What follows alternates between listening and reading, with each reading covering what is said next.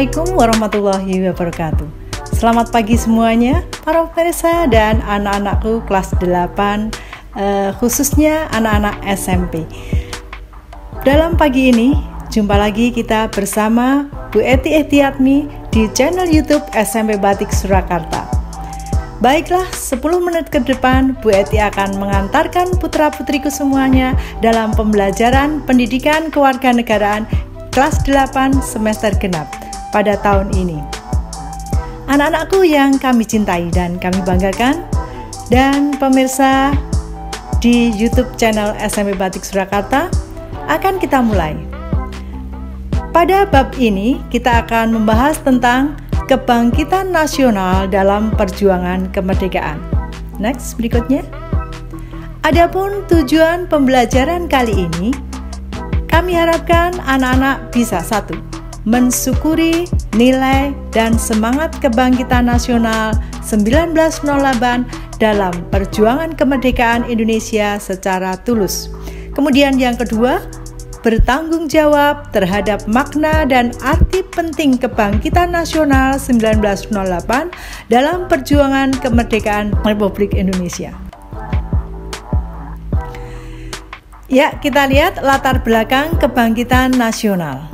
Awal penjajahan Belanda di Indonesia dimulai sejak didirikannya Verenigde Oost-Indische Compagnie (VOC) pada tanggal 20 Maret 1602. Sejak VOC berdiri, dimulailah berbagai bentuk kekerasan yang menimpa rakyat Indonesia. Berikutnya.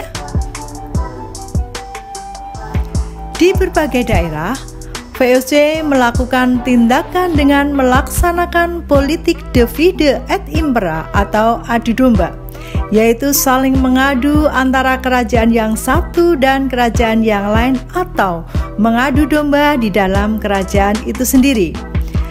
Bangsa Indonesia makin menderita ketika Daendels pada tahun 1808 sampai 1811 berkuasa. Upaya kerja paksa atau kerja rodi digunakan membangun jalan sepanjang Pulau Jawa antara Anyer Panarukan untuk kepentingan militer, membuat rakyat Indonesia semakin menderita. Next, berikutnya. Penderitaan berlanjut karena Belanda kemudian menerapkan kultur stelsel atau tanam paksa. Peraturan tanam paksa diterapkan oleh Gubernur Jenderal Hindia Belanda Van den Bosch pada tahun 1828. Sistem tanam paksa mewajibkan rakyat menanami sebagian dari sawah atau ladangnya dengan tanaman yang ditentukan oleh pemerintah dan hasilnya diserahkan kepada pemerintah. Tanam paksa menyebabkan rakyat diperas bukan hanya tenaga melainkan juga kekayaannya, sehingga mengakibatkan banyak sekali rakyat yang jatuh miskin serta adanya penindasan karena tidak memperhatikan nilai kemanusiaan.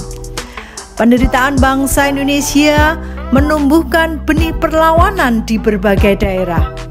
Perjuangan melawan penjajah dipimpin ulama atau bangsawan. Sultan Hasanuddin di Sulawesi Selatan, Sultan Ageng Tirtayasa di Banten, Tuanku Iman Bonjol di Sumatera Barat, Pangeran Diponegoro di Jawa Tengah memimpin perjuangan rakyat melawan penjajah. Perjuangan rakyat untuk mengusir penjajah belumlah berhasil.